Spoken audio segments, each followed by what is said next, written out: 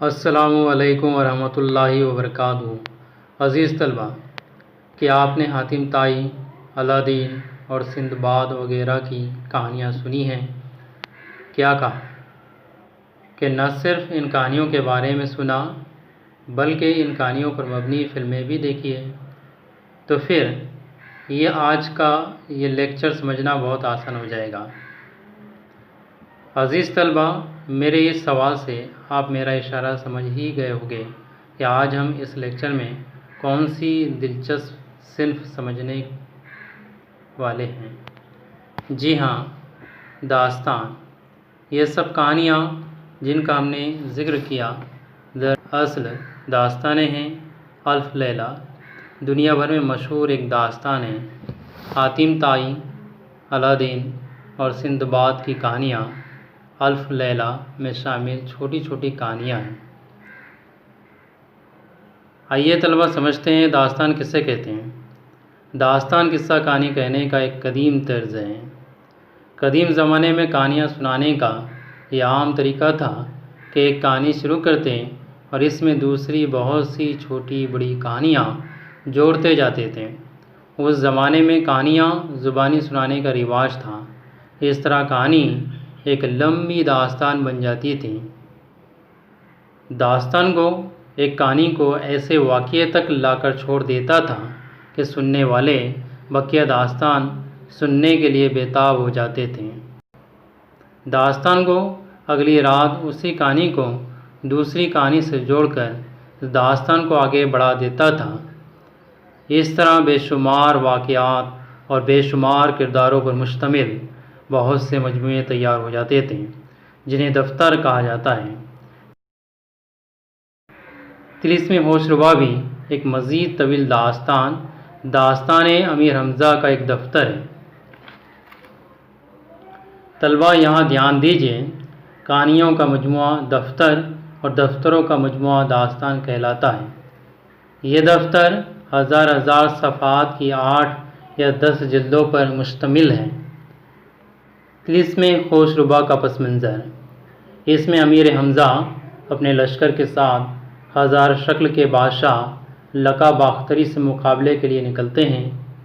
لقا نے خدائی کا دعویٰ بھی کیا ہے اور طلسم کے سارے بادشاہ، جادوگر، دیو، پریاں اور دوسری مخلوقات اسے اپنا خدا مانتی ہے۔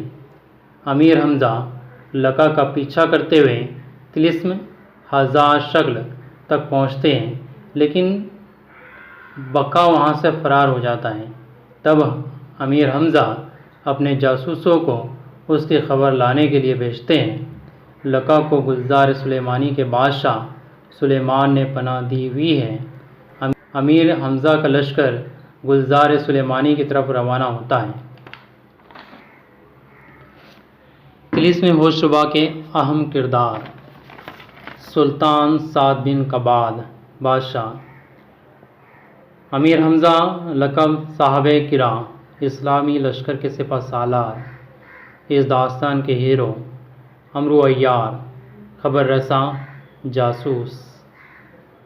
ملکہ گردیہ بانو امیر حمزہ کی بیوی، بدیع الزماں فرزند رشید امیر حمزہ، ہرکارے، جاسوس، قاصد، خبر رساں۔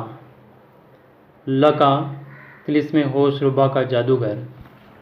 آئیے طلبہ آغاز کرتے ہیں داستان طلسم ہوش ربا۔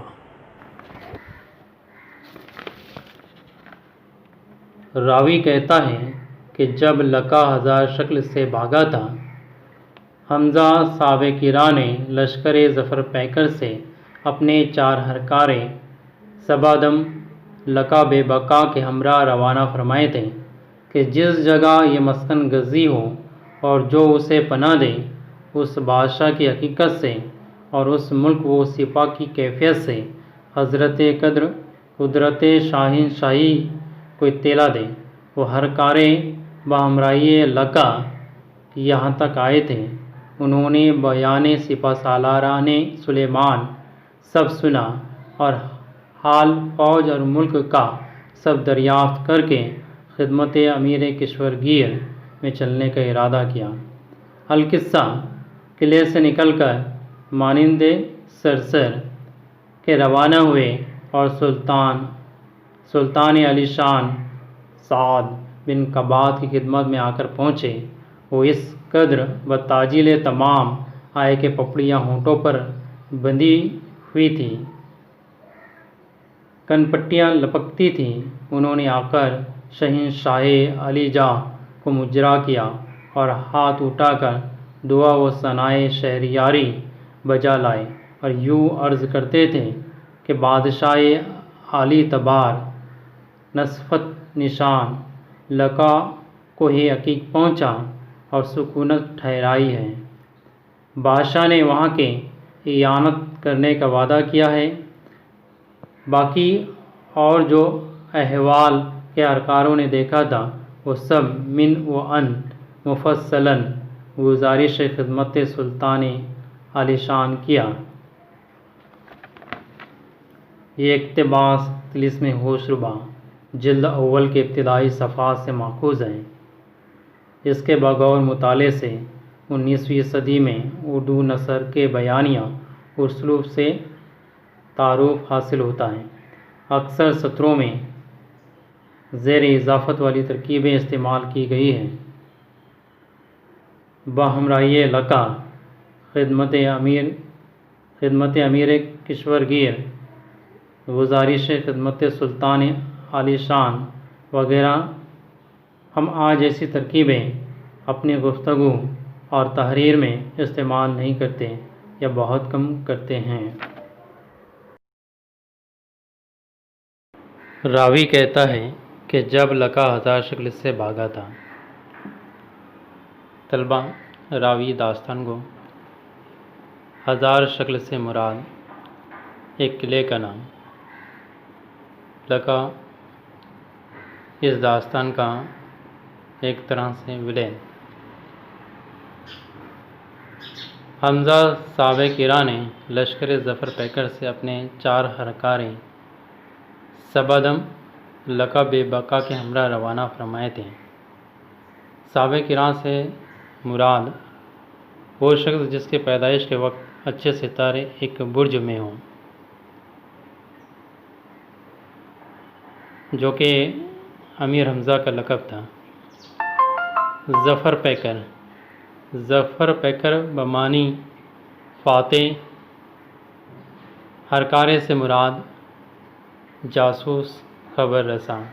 ہرکارہ جمع ہے ہرکارہ کے۔ سبادم بمانی ہوا کی رفتار رکھنے والے، مراد تیز رفتار۔ لقا بے بقا سے مراد فنا ہونے والا، جسے بقا نہ ہو۔ لقا بے بقا کے ہمراہ روانہ فرمائے تھے۔ ہمراہ سے مراد ساتھ، کہ جس جگہ لقا مسکن گزی ہو ٹھہرے قیام کرے۔ مسکن گزی بمانی قیام کرنا یا ٹھہرنا، اور جو اسے پناہ دے، اور جو کوئی اسے حفظ و امان دے، اس بادشاہ کی حقیقت سے اور اس ملک و سپاہ کی کیفیت سے حضرت قدر قدرت شاہنشاہی کو اطلاع دے۔ سپاہ سے مراد فوج۔ وہ ہرکارے بہمراہی لقا یہاں تک آئے تھے۔ انہوں نے بیان سپہ سالاران سلیمان سب سنا اور حال فوج اور ملک کا سب دریافت کر کے خدمت امیر کشورگیر میں چلنے کا ارادہ کیا۔ کشور بمانی ملک، گیر قابض، اس طرح سے ملک پر قابض امیر۔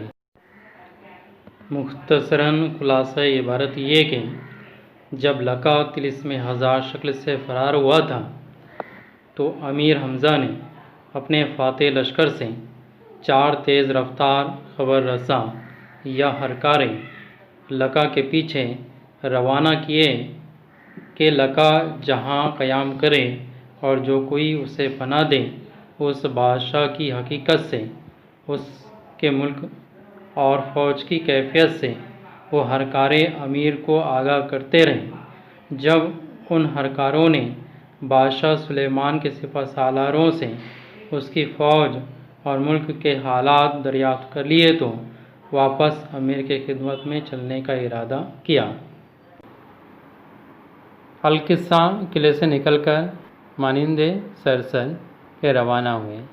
سرسر طوفانی ہوا اور سلطان عالی شان سعد بن قباد کی خدمت میں آ کر پہنچے۔ وہ اس قدر بتاجیل تمام آئے، بتاجیل تمام نے بہت جلدی میں، تیز رفتاری سے، پپڑیاں ہونٹوں پر بندھی تھیں، پیاس کی شدت کی وجہ سے ہونٹوں پر پرت جم گئی تھی، یا جس طرح کے ہم دیکھتے ہیں کہ کوئی شخص اگر بیمار ہو تو اس کے ہونٹوں پر پپڑیاں آ جاتی ہیں، پرت جم جاتی ہیں، کن پٹیاں لپکتی تھیں۔ انہوں نے آ کر شہنشاہ عالی جاں کو مجرا کیا، یہاں پر مجرا سے مراد سلام کیا، اور ہاتھ اٹھا کر دعا و ثنائے شہریاری بجا لائے، اور پھر بادشاہ کے حضور اس کے لیے دعا گو ہوئے، اللہ کے حضور اس کے لیے دعا کی، اور بادشاہ کی ثنا سے مراد تعریف کی، اور اس کی تعریف کرنے کے بعد میں یوں عرض کرتے تھے کہ اے بادشاہ علی تبار، علی تبار اونچے مرتبے والا بادشاہ، نصفت نشان یعنی ایسا شخص، عدل و انصاف جس کا جھنڈا ہو، بقا کوہ عقیق پہنچا، کوہ سے مراد پہاڑ، بقا جو تھا وہ کوہ عقیق پہنچا اور سکونت ٹھہرائی، اور وہاں پر اس نے ٹھہرا ہوا ہے یا قیام پذیر ہے۔ بادشاہ نے وہاں کے اعانت کرنے کا وعدہ کیا، اعانت سے مراد مدد کرنے کا وعدہ کیا۔ باقی اور جو احوال کے ہرکاروں نے دیکھا تھا، قاصدوں نے دیکھا تھا، من و ان مراد جو کتو مفصلاً گزارش خدمت سلطان عالی شان کیا، مفصلاً تفصیل سے۔